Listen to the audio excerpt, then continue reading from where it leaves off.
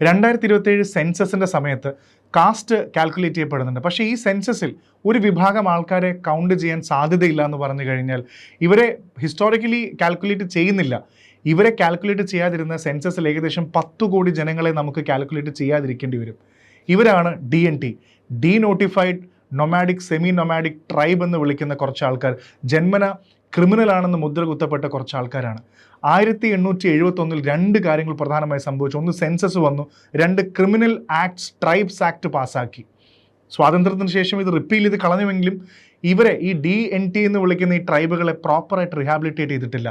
1931 ശേഷം വളരെ ഇതായിട്ട് നോക്കിക്കഴിഞ്ഞാൽ ഇവരെ കൗണ്ട് ചെയ്യുന്നതേ ഇല്ല. ശരിക്കും അങ്ങനെ ഒരു സെൻസസ് നമ്മളിനി എടുക്കുമ്പോൾ എന്താണ് ഡീനോട്ടിഫൈഡ് ട്രൈബ്സിൻ്റെ അവസ്ഥ? ബ്രിട്ടീഷുകാരുടെ സമയത്ത് ഈ കർഷകരല്ലാത്തൊരു വിഭാഗം ആൾക്കാരുണ്ടായിരുന്നു. ട്രേഡേഴ്സും പ്രത്യേകിച്ച് കാട്ടിലൊക്കെ ജീവിച്ചിരുന്ന ആൾക്കാർ. ഇവരെയൊക്കെ ബൈ ബർത്ത് ക്രിമിനൽ എന്ന് മുദ്ര കുത്തപ്പെട്ടു.